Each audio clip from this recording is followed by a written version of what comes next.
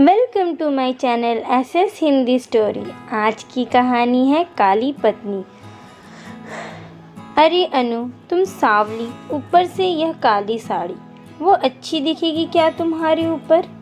पहले ही तुम्हारे रंग को देखकर लोग ताना मारते हैं, सतीश ने अनु को बोला। इसी तरह अनु की सास भी बोलती रहती है हमेशा। ऐसा लगता है जैसे कौवे को काला टीका लगाया हो।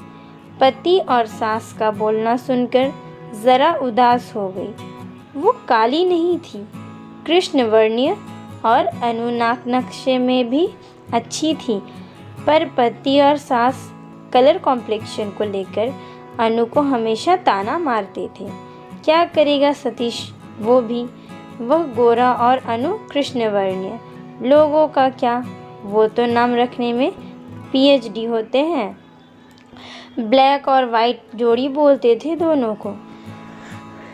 सतीश का मन वैसे साफ था।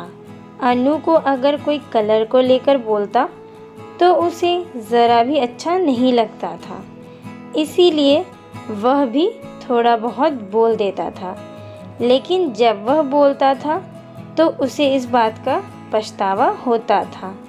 उसकी माँ घर में हमेशा करवाहट रखती थी। आज भी वैसे ही हुआ। घर में उत्सव के माहौल में सुबह जब सास ने अनु से बात की तो वह थोड़ी घबराई हुई थी।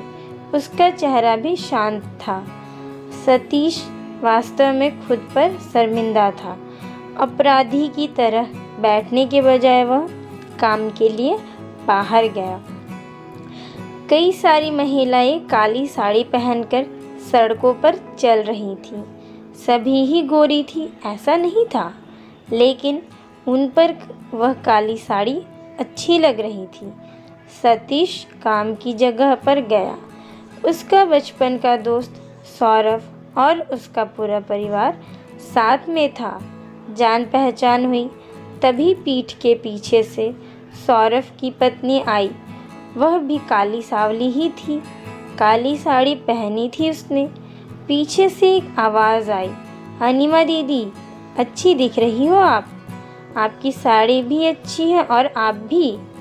अनिमा के चेहरे पर खुशी आई। उससे ज़्यादा सौरभ खुश हो गया था। सतीश सौरभ को कौतूहल से देख रहा था। सौरभ ने वह देखा और जाना। वो सतीश के सवालों को हल करना चाहता था। सौरभ ने सतीश से सीधे ही पूछ लिया, पूछो तुम्हारे मन में जो भी है, मैं तुम्हें उसका उत्तर देने के लिए तैयार हूँ। सतीश पहले हड़बड़ाया, फिर वह बोलने लगा कि नहीं, ऐसा कुछ भी नहीं है। सौरभ ने सतीश से कहा, तुम मुझे नहीं जानते कि मैं लोगों का मन कितने अच्छे से पढ़ सकता हूँ। तुम तो मेरे बचपन के मित्र हो। तुम्हारे मन की बात भला मुझसे कैसे छुपी रह सकती है? सौरभ आगे बोला, चलो ठीक है, तुम्हारा सवाल भी मैं ही बता देता हूँ। तुम यही सोच रहे हो ना कि मेरी पत्नी जो रंग में काली है और आज उसने काली साड़ी पहन रखी है, फिर भी वह और मैं इतना खुश कैसे? सतीश सब कुछ शांति से सुन रहा था और कुछ भी नहीं बोल पा रहा था। सौरभ बोला, काला रंग ऐसा रंग है जिसमें दुनिया का कोई भी रंग मिला दे वह कभी नहीं बदलता, यानी कि किसी और रंगत में वह अपना अस्तित्व कभी नहीं छोड़ता। इसी प्रकार अनिमा भी दिल से एकदम उस कलर के जैसी है, कभी भी रंगीन ना होने वाली लड़की है। वह अपने मर्जी से जिए, यही मुझे लगता है। मैं उसे खुश देखना चाहता हूँ। लोगों का क्या है, वह तो बैठे ही हैं बुरा भला बोलने के लिए। गोरी औरत रही तो छिपकली बोलते हैं, काली होती है तो चूहा या कौवा बोलते हैं। क्या क्या नहीं बोलते हैं लोग। ताना मारने वाले मारते रहें, हमें हमेशा खुश रहना चाहिए। वही मैं अब कर रहा हूँ। वो सुबह मुझे बोली, मैं कैसी दिख रही हूँ? अच्छी लग रही हो तुम। ऐसा बोलने पर उसके चेहरे पर वह कोलगेट वाली स्माइल देखकर मुझे सकारात्मक ऊर्जा मिली। घर से बाहर निकले तो सभी बोलने लगे कि अच्छी लग रही हो भाभी।